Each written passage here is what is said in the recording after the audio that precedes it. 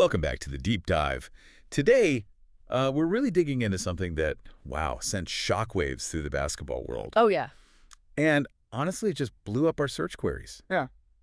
The Tyrese Haliburton Achilles injury. Mm-hmm. It felt like everyone instantly had questions. What happened to Tyrese Haliburton? Urgent stuff like, is Haliburton playing Game 7? Right, that immediate panic almost. Exactly. So we pulled from a stack of sources, mostly that torrent of news trends and those specific questions people were firing off. Yeah. We wanted to understand why this resonated so deeply. Okay, let's unpack this. What's fascinating here is why an Achilles tendon tear is often seen as, well, maybe the most devastating injury in basketball. Right. Especially for a guard like Haliburton on a team like the Indiana Pacers. For those maybe not as familiar, the Achilles tendon, it's the body's largest tendon, connects your calf muscles to your heel. Crucial. Absolutely crucial for everything explosive in basketball, jumping, sprinting, just, changing direction on a dime. So a torn Achilles, like the searches showed, means that tendon has, well, completely ruptured. It severs that critical link, which is why it's not just, say, a multi-month recovery. For many players, it's genuinely career-altering, very different from like a knee sprain or something less severe. And that immediate public reaction, those searches, it instantly framed our mission for this deep dive. Mm-hmm. We're not just looking at what happened specifically with Haliburton's Achilles, but why it caused such a ripple effect. Yeah. From the Pacers' immediate games right through to these broader league conversations. Yeah. And what's clear is how quickly it connected to the wider NBA world. We saw names like Damian Lillard, LeBron James, Klay Thompson, even Victor Oladipo popping up in search. But the comparisons start immediately. People are instantly looking for that context, Plus, figures like Adam Silver, the commissioner, and Shams Charania, they become sort of central figures for getting updates.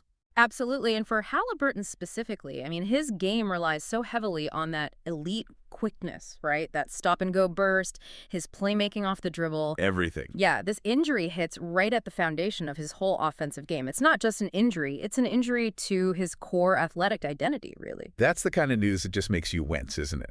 You see Achilles next to a player's name, and your heart just sinks if you're a fan. It really does. And you mentioned the immediate questions about the playoffs. So looking at the Pacers games without Haliburton right after this happened, what was the tangible impact? What did you see? Oh, the impact was stark. Immediately. We saw their offensive rating drop significantly. Their assist numbers just plummeted. Makes sense. Haliburton's their main facilitator, Yeah. right? And their pace, which is kind of their whole identity, it just slowed right down. He dictates everything for them offensively. So his absence forces others into roles they're not used to.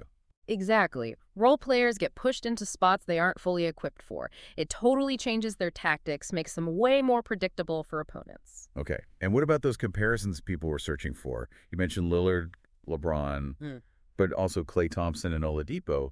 What does that tell us about how fans process these moments? That's a really crucial point, actually, because it reveals something interesting about sort of fan psychology. People are looking for hope, right? Yeah, definitely. Lillard and James, they represent resilience, guys who came back strong, maybe defied the odds a bit.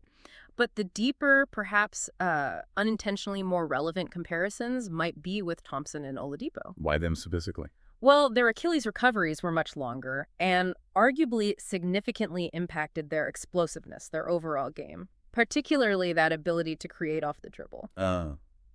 So this tells us a lot about the spectrum of outcomes fans are kind of grappling with, and maybe where the truer parallel might lie for Haliburton's long-term future, though obviously everyone hopes for the best. Yeah, that's a sobering thought. Yeah. Stepping back a bit, beyond just Haliburton and the Pacers, how does an injury like this magnitude to a rising star on a team that was, ascending, how does that shift the broader league landscape? Does it raise bigger questions? Well, immediately, yeah, it shifts the Eastern Conference picture, for sure. Teams that were maybe on the bubble, borderline contenders, they might suddenly see a clear path to, say, higher seeding. Right. But it also, I think, raises deeper questions about player load management across the league. The increasing intensity, maybe, of the NBA season. The grind. The grind, exactly. And, the long-term financial implications for teams investing hundreds of millions in players who are, at the end of the day, vulnerable to these kinds of debilitating injuries. It forces a bit of a strategic rethink. So what does this all mean then? We've seen just how critical this Tyrese Haliburton Achilles injury is. It's massive for his career, obviously, but also for the Indiana Pacers' their championship aspirations. It really just underscores how fast one event, one moment, can completely reshape expectations for a team for a whole season. Turns those dreams of, winning it all into immediate questions about recovery times and what the roster looks like next year. And if we connect this to the bigger picture, it really highlights the inherent fragility, I think, of a team's NBA Finals window. Yeah. That finite period where everything aligns, the talent, the cap space, star player health, it has to be perfect. Injuries like this show the immense resilience needed, not just from the players themselves, but from the whole organization. Sure. Understanding these moments, I think, enriches our appreciation for the unpredictable drama of the NBA. It reminds you that even the best laid plans can just change in an instant. So think about it. How deeply are a team's fortunes really tied to the health of just one or two key players? And what does this constant, almost precarious battle against injury tell us about, human limits in elite sports? Yeah. It really is a testament to both the incredible power and, the fragility of the human body in competition.